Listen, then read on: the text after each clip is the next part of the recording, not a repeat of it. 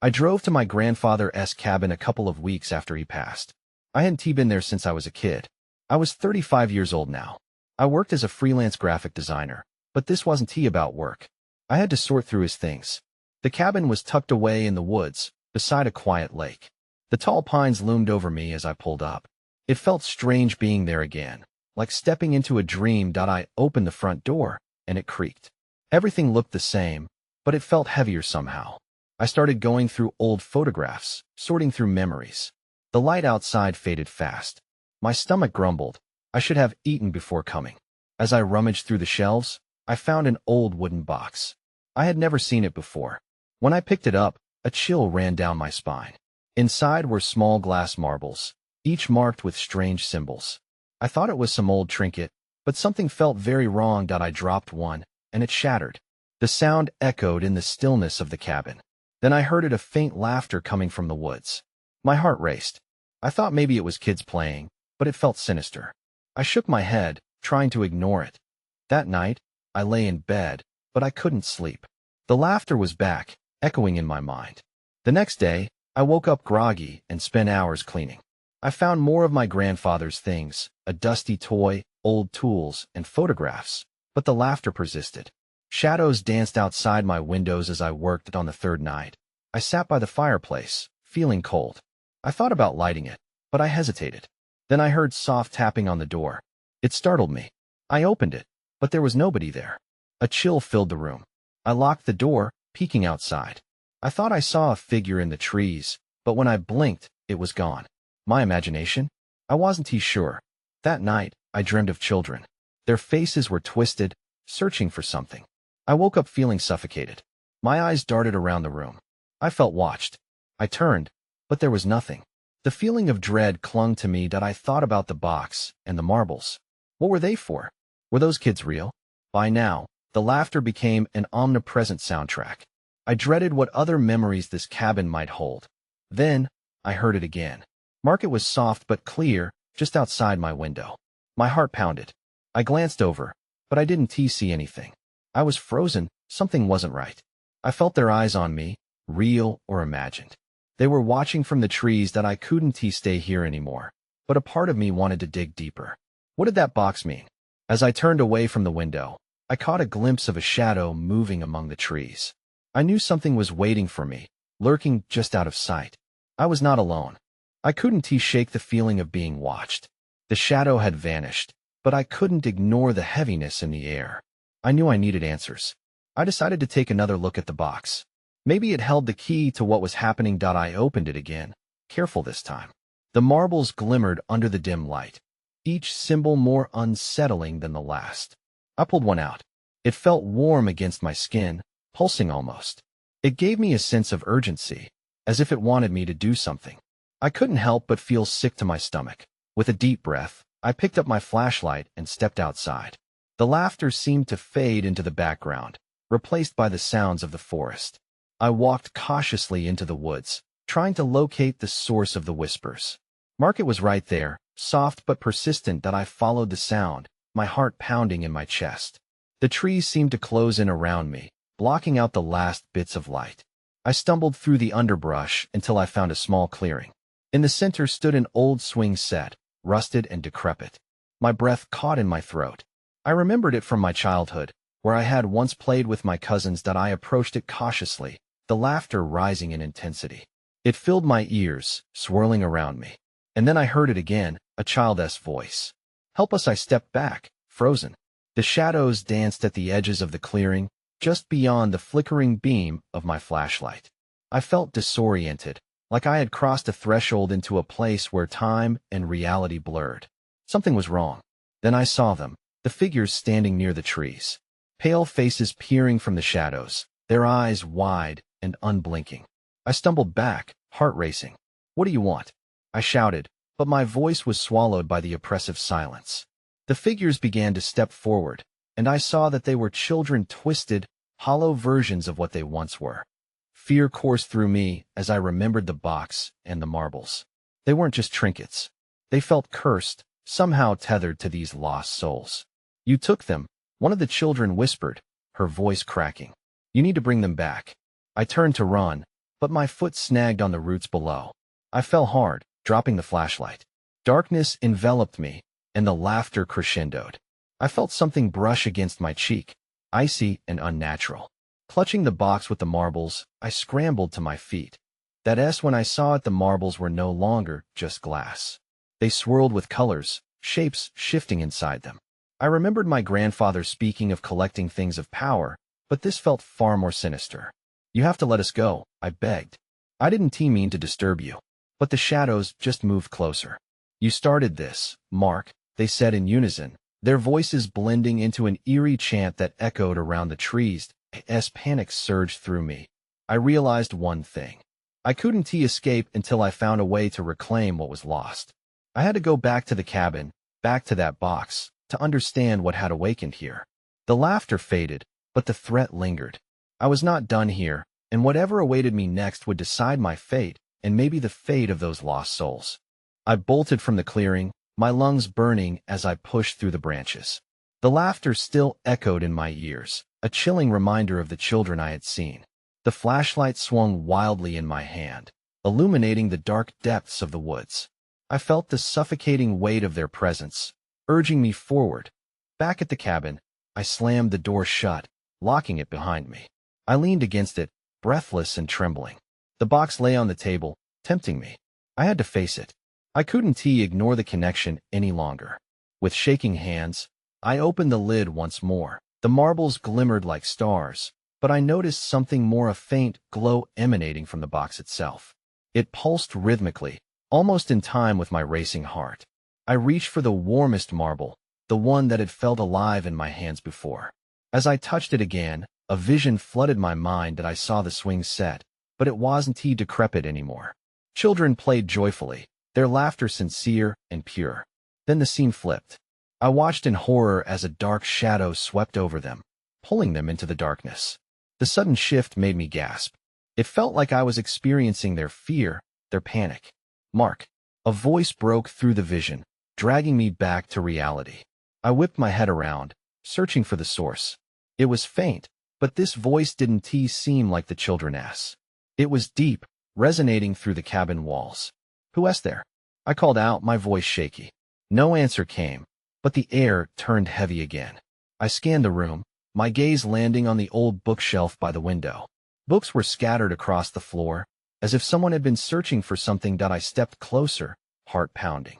Among the chaos, I found a weathered journal, its pages crinkled and yellowed. Family history was scrawled on the cover, and I felt a strange pull to it. I flipped it open, revealing entries written in my grandfather's hurried script. But just as I started reading, darkness enveloped the room. The light bulb flickered, and everything went silent. I felt an icy chill creep across my skin. I looked over my shoulder, dread pooling in my stomach. The shadows were gathering again, this time inside my cabin. "Not again," I whispered, backing away. The children's whispers clawed at my mind. "Help us!" It was a chorus of voices, and I realized they were coming from the journal itself. The words leaped off the pages, swirling around me. I dropped the journal and turned to flee, but an invisible force slammed me against the wall. I gasped for breath, panic choking me. I struggled against it, desperate to pull free. "Let me go?" Then I heard it clearly, a final plea from the children. "We're trapped, Mark. You must choose." My pulse quickened. What choice? Was it about the marbles, the journal, or something darker? I needed to understand what I was truly fighting against. As the shadows closed in, a sense of urgency filled me. I couldn't let myself be taken. I needed to act before it was too late. The marbles stirred in the box, waiting for the next move. The decision weighed heavily on my heart. Whatever came next would change everything. I felt the pressure of the unseen force tightening around me. My breath quickened, and I was certain I would lose consciousness if I didn't find a way to escape. I couldn't let those whispers pull me under. I closed my eyes and focused on the marbles, still vibrant in the box. Maybe they held the answers I needed. "Choose." I whispered into the dark, not even sure what I was asking for. But in that moment, a flicker of clarity broke through my fear. I felt compelled to grasp the glowing marble tightly. I had to do something. As I willed myself to be free, something shifted. The shadows wavered like smoke, and, for a brief moment, the pressure around me released. I stumbled forward, falling onto the floor, gasping for air. The journal was still open, the pages fluttering as if alive. "What do you want?" I shouted, my voice hoarse. There was no immediate response, but the air crackled with tension. I glanced back at the basement door, half tempted to flee down there. I remembered what I'd learned: secrets hidden, stories told in whispers. But the children's cries came rushing back, threading through my mind. "Find us! Help us!" I stood, driven by a sudden resolve. If I was going to uncover the truth, I had to dive deeper into my grandfather's past. I returned to the journal, flipping through frantic entries. Most were about family lineage, but then a name caught my eye: Edward. There was something strange about that name, something that sent chills down my spine. I skimmed through more pages, searching for a clue about this Edward. My fingers brushed a map tucked within the pages, yellowed and fragile. My heartbeat picked up as I unfolded it. Lines and markings indicated places around the woods, hidden spots where I could find something important. Then a sound made me freeze. Footsteps creaked outside the cabin. My heart dropped. Someone was out there. I peered through the window, but all I saw was darkness, a thick shroud covering the trees. The laughter of children rang eerily in the distance, drawing me away from my focus. "Mark." The voice called again, more insistent this time. I stepped back, scanning the room for a weapon. My eyes darted to the fireplace poker, rusted but nearby. If someone entered, I didn't know if I would be able to reason with them. With a deep breath, I gripped the poker and moved cautiously toward the door. Every fiber of my being screamed to run. I was not prepared for whatever was waiting outside. But the children's voices echoed in my ears, urging me on. I opened the door slowly. The night air hit me cold, washing over my skin. "Show yourself," I challenged, gripping the poker tightly, ready for whatever came next. That's when I saw her. A girl, her eyes hollow but pleading, standing just outside the beam of moonlight. The shadows loomed protectively around her, twisting and writhing like dark vines. She opened her mouth to speak, but nothing came out. And that's when I knew. The choice had been made for me. I was already too far gone. The girl took a hesitant step closer, the darkness swirling around her like a living thing. I gripped the poker so tightly my knuckles turned white. "Who are you?" I demanded, fighting against the chill running down my spine. "Help," she finally whispered, her voice timid but urgent. I almost dropped the poker. It was a plea, raw and desperate. But before I could respond, she backed away, glancing over her shoulder as if something lurked just outside the light. "Wait," I shouted, taking a step forward. "What do you need help with?" But she vanished into the shadows, leaving me alone in the cold, empty night. My heart raced. I almost turned to head back into the cabin when I noticed it. A glint caught my eye in the moonlight, by the edge of the woods where she had been standing. I stepped closer, my unease nagging at me. There, half buried in the dirt, was a small, tarnished locket. I reached down and picked it up. The surface was cold, and as I opened it, two faces stared back at me, children with eyes that mirrored hers. I gripped the locket tightly, a wave of dread washing over me.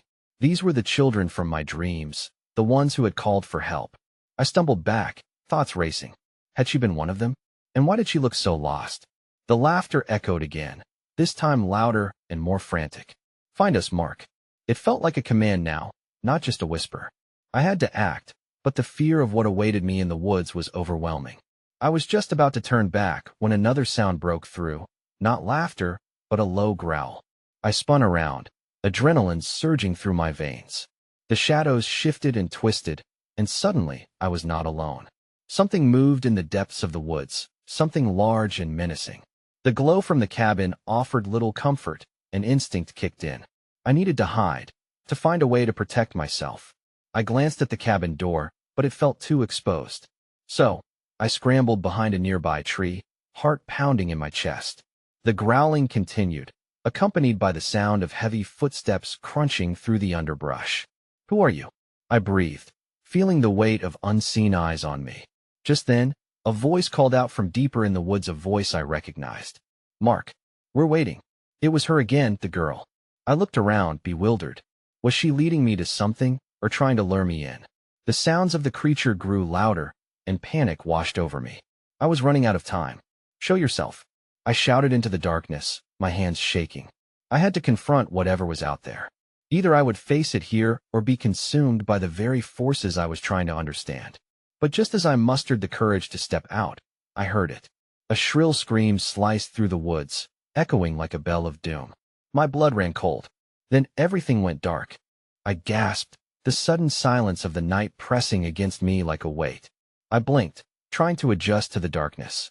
I was still behind the tree, the growling had stopped, but the scream had ripped through me like a knife.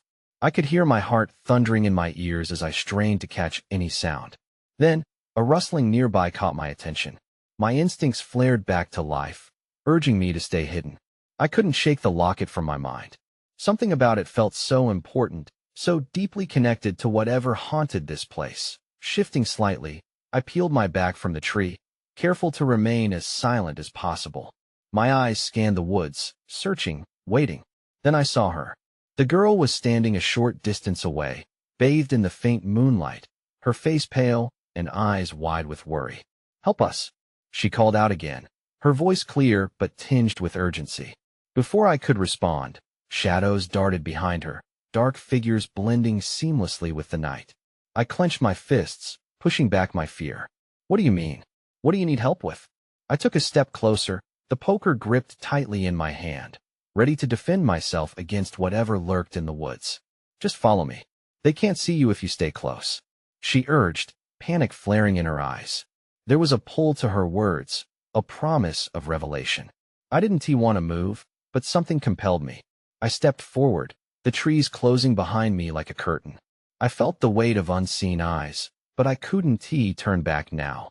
As I approached, I noticed something glinting by her feet. It was another locket. "Is that—" I started, but she interrupted. "Pick it up, please." She was trembling now, and her urgency fueled my fear. Hesitantly, I bent down and reached for it, the moment stretching as I felt an icy chill sweep over the clearing. The minute my fingers made contact, the world shifted. The ground beneath me felt alive, like a pulse was running just beneath the surface. I looked up, and her face transformed. She no longer appeared lost. Instead, anger flashed in her eyes. "No," she screamed, suddenly backing away. "You're not supposed to be here." A growl broke through the silence again, spine-chilling and furious. The surrounding darkness thickened, and I felt a force pushing me backward. I stumbled, nearly losing my balance. "Run, now," she yelled, her eyes filled with terror. My instincts kicked in.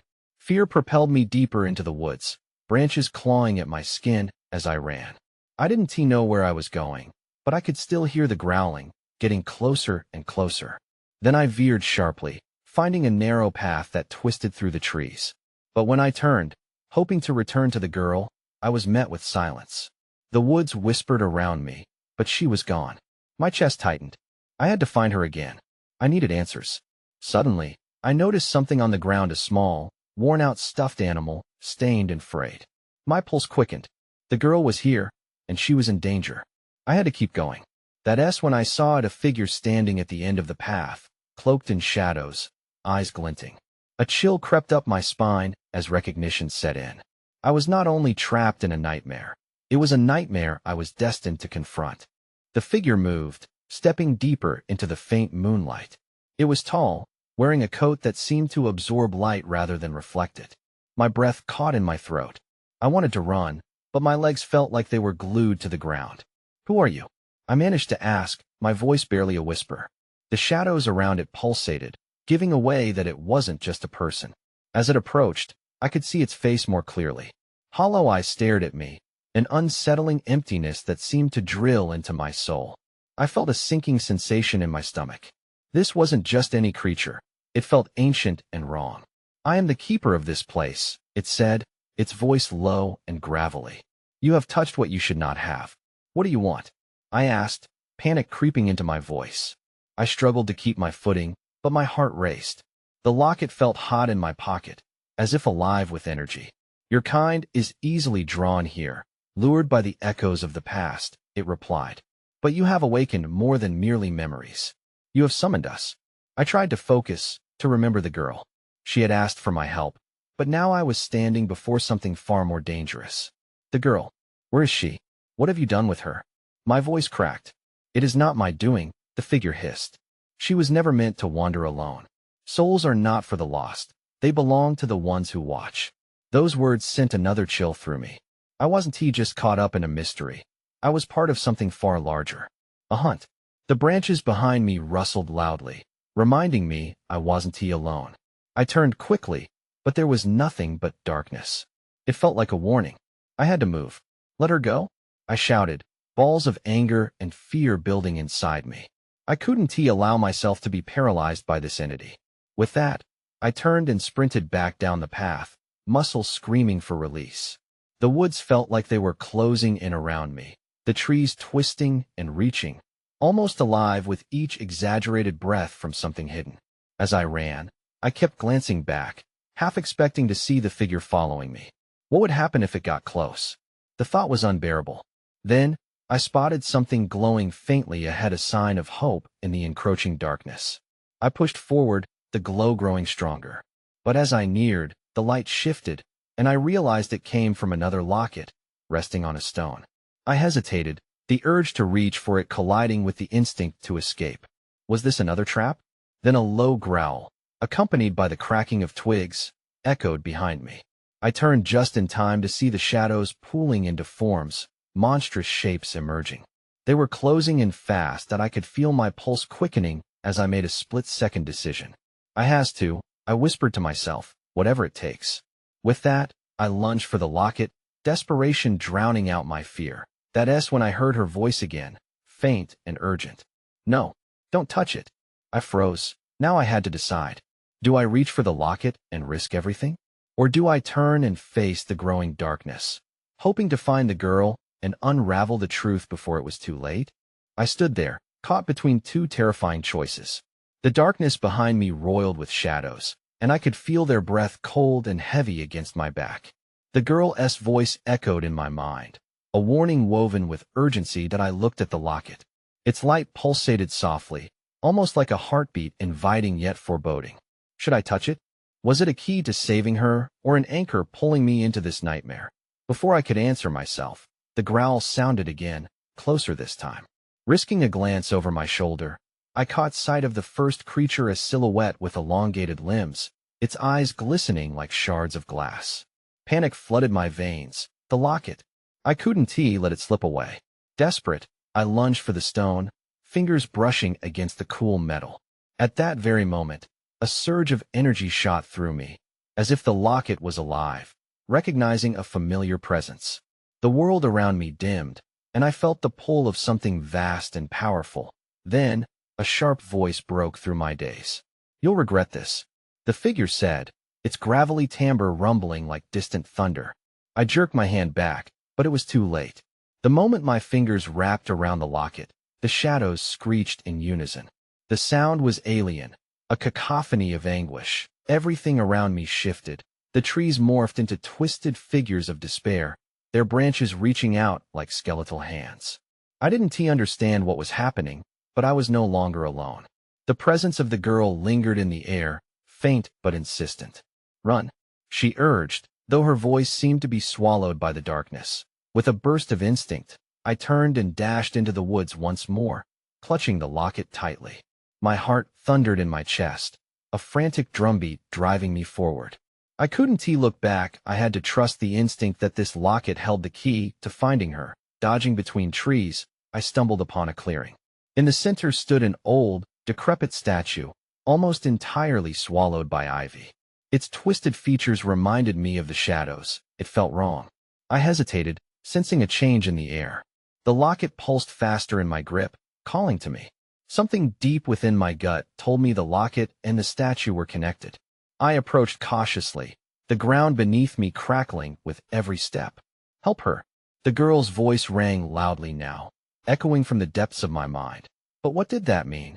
Was the statue part of this haunting? I felt drawn to it, as if it held answers I desperately sought. Suddenly, the shadows surged into the clearing, swirling and merging into something more defined, a massive figure clad in darkness. I froze again. Foolish child, it said, its voice dripping with disdain. You have awakened what should remain buried. I took a step back, my breath quickening. The statue loomed large, and I could sense its energy pulsing in alignment with the locket. Everything felt like it was converging to this moment. In that instant, I realized the locket was not just an object. It was a compass, guiding me towards something much larger than I understood. But would it lead me to salvation or doom? Before I could decide, the shadows lunged toward me again. I had mere seconds to react. No, I shouted, holding the locket high. Let her go? Then, everything exploded into chaos, and I knew this was just the beginning. The ground shook beneath me as shadows erupted from the trees, a whirlpool of darkness that threatened to consume me. I tightened my grip on the locket and pressed on. I won't let you take her, I yelled, my voice quaking with uncertainty. The dark figure among the shadows loomed larger, stretching its limbs like dark tendrils. It seemed to absorb the very light from the clearing, making the air feel dense and suffocating. Just when I thought I was cornered, I noticed movement from the statue. Smoke-like tendrils twisted from its base, intertwining with the locket's light. This is your only chance, the girl's voice urged again, clearer now. You must make a choice. I didn't have time to wonder what that meant. The shadows lunged again, and instinct took over. I pivoted sharply towards the statue, the locket guiding my every action. Show me, I shouted, hoping for a miracle. The air crackled, and an arc of blue energy shot from the locket toward the statue. It surged, illuminating the dark figure for a fleeting moment, revealing a ghastly visage, eyes like burning coals, and a gaping mouth twisted into a smile. The sight made my stomach churn. Foolish child, it growled again, but I kept my focus on the statue. The girl's voice surged through my mind with urgency. I didn't know how, but I felt the connection between the locket and the carved figure deepen. Just then, the shadows coiled closer, wrapping around my legs like roots anchoring a tree. Fear gripped me. I wrestled against them, but only sank deeper into the nightmare. The statue, standing tall, seemed to respond to my panic. Believe, it whispered through the howling winds. A surge of warmth flowed through me from the locket.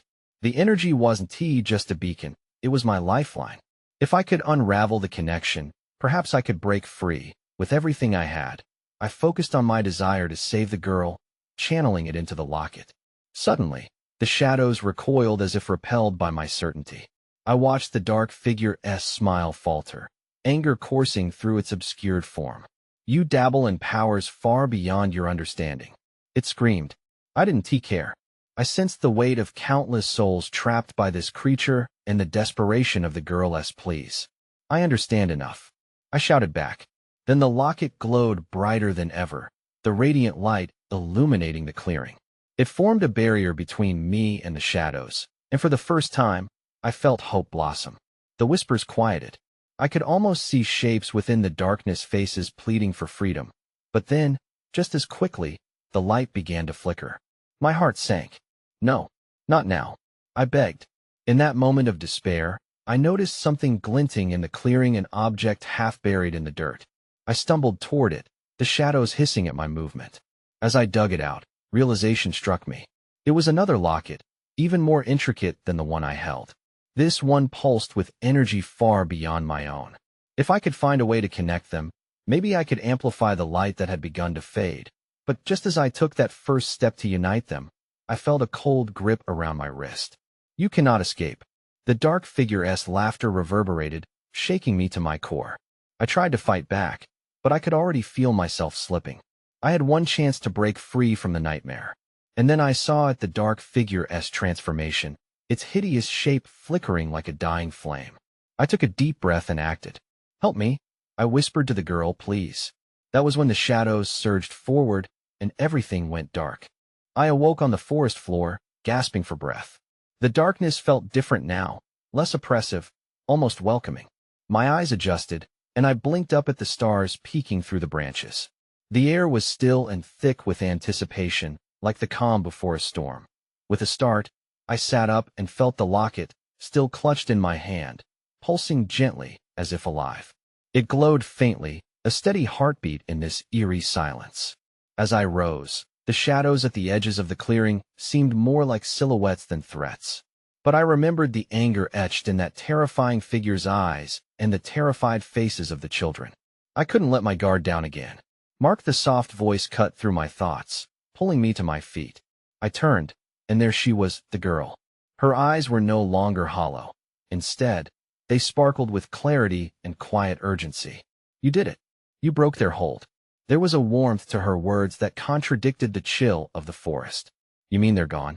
I asked, hope edging into my voice. In a way, but we're not free yet. She looked around, scanning the dark trees that surrounded us. They held on to the memories. The locket, you have to choose its fate. It's linked to everything that happened here. As her words settled, I felt the weight of the moments I had experienced spiral back into my memory like flashes of a film. The laughter, the pleas, the encounter with the dark figure, it all surged through me. My heart raced as I considered what it meant to wield whatever power this locket possessed. What do I do? I asked, taking a cautious step toward her. Make a choice, she said. You can return the locket to where it belongs, or you can keep it and risk being drawn into it again. You'll carry the burden of the memories with you, but you may also unlock a path to understand what lies beneath this place. The shadow of uncertainty loomed over me. I glanced at the locket, feeling its warm glow radiate through my fingers. It pulsed like a beacon of hope and despair, a reminder of both those who sought help and the dark forces that had ensnared them. I don't want to lose you, I admitted, my voice cracking. I don't want to go back into that nightmare. You won't lose me, Mark. I'll always be part of this place, she replied, a soft smile playing on her lips. But you must choose if you want the truth, even if it is painful. What if I fail? I whispered. Then you fight to remember our story. In that moment, clarity washed over me. This locket held both the echoes of the past and the potential for the future. I could carry it with me, a reminder of both loss and hope, or I could sever its ties to the suffering that plagued this woods. Taking a deep breath, I approached her, my heart steadying. I'll return it. For the kids and for you. Thank you, she said, her expression softening. But you have to be strong. The woods will test you one last time. I nodded, determination coursing through my veins like a wildfire.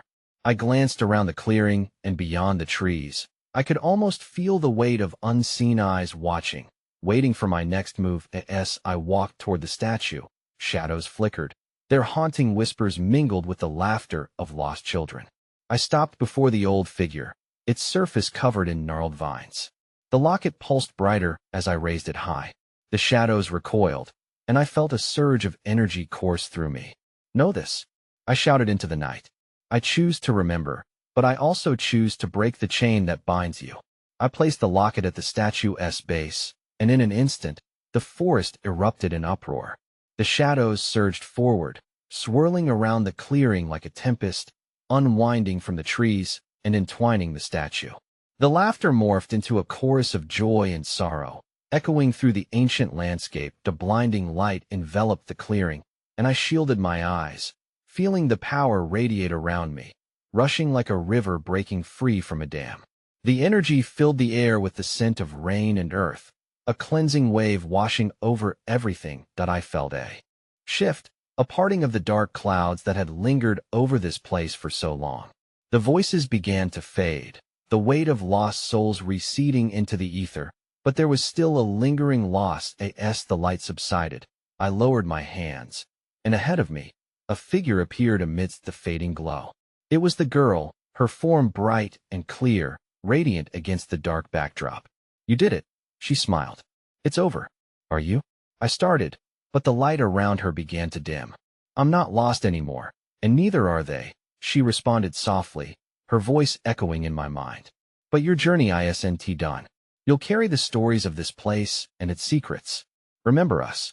And just like that, she began to fade, her form dissolving like mist, leaving behind only the faint sparkle of her laughter dancing on the wind. I stood there, feeling the emptiness of the forest change into something lighter, almost hopeful. I blinked, looking at where she had been, but there was only silence now.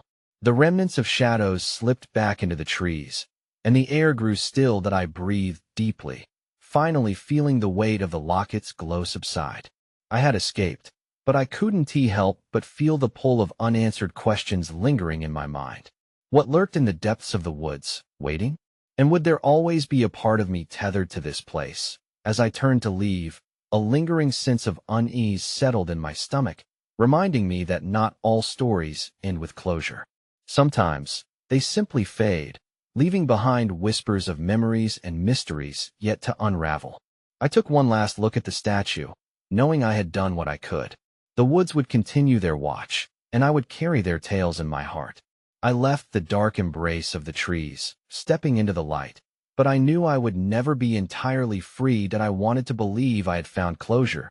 But as I walked away, I couldn't shake the feeling that part of the mystery remained alive, hidden within the shadows of the woods, waiting for the next seeker to arrive.